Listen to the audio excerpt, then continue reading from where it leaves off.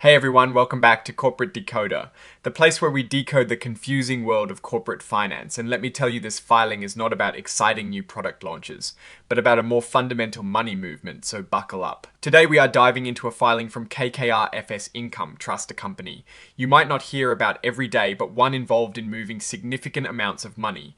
This report is essentially an update on their latest financial activities, specifically a private offering of their shares. So what happened is KKR FS Income Trust, or the company as they call themselves here, sold a bunch of their shares.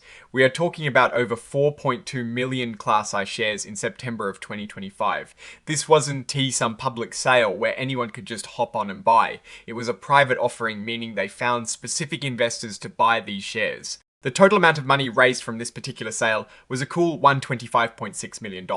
Now, why is this important? Well, these shares were sold without being registered with the government in the usual way. This is allowed under certain rules in the US, basically when you sell to sophisticated investors who are considered accredited investors. They made sure these investors represented that they were indeed accredited, meaning they have a certain level of income or net worth. This is a common way for companies to raise money privately without the lengthy and expensive public registration process. But it is not just about selling shares. The report also gives us a peek into how much the company is actually worth. They tell us the net asset value per S-share for their class.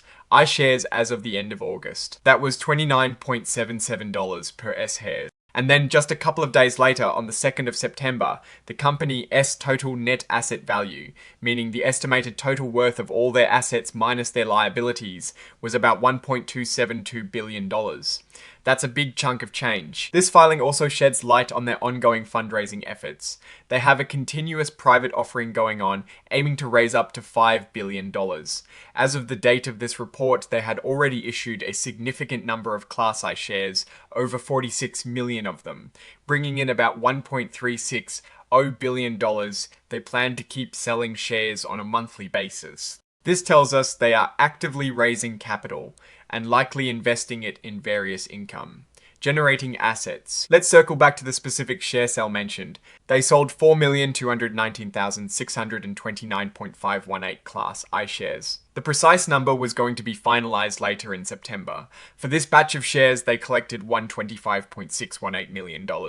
This is a critical number because it shows the direct capital injection into the company. This isn't just vanity metrics. This is real money being exchanged for ownership stakes. Everything here is done through what they call subscription agreements. These are the contracts that formalize the sale between the company and the investors.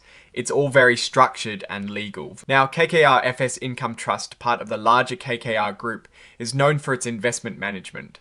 So this private offering is a way for them to gather more funds to deploy into their investment strategies, likely aiming to generate income for their investors. The currency for these transactions, as you might expect, is the US dollar. It is interesting to note that this particular filing doesn't list any specific securities registered on major exchanges, like the NYSE or NASDAQ under the title of each class or trading symbols. This reinforces the private nature of the offering we've been discussing. So, what is the takeaway here? KKR FS Income Trust is actively raising capital through private placements of its shares. They are bringing in substantial amounts of money, over $100 million in this specific instance, and have a much larger fundraising goal.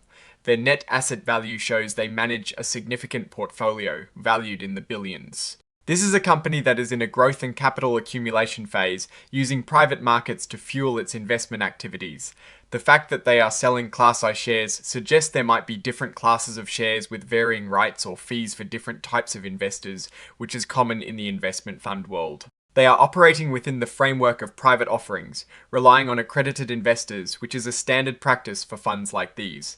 From an investor's perspective, this filing indicates a healthy appetite for the company's shares among private investors and a clear strategy to expand its asset base.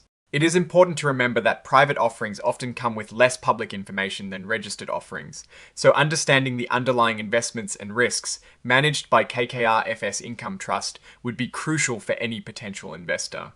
The company is clearly focused on asset growth and capital deployment, as evidenced by the continuous offering. It is a solid sign that they believe in their ability to generate returns from the capital they are raising. Alright, that is our breakdown of KKR FS Income Trust's latest filing. What is your take on this kind of private fundraising and what it signals for investment vehicles? Drop your thoughts in the comments.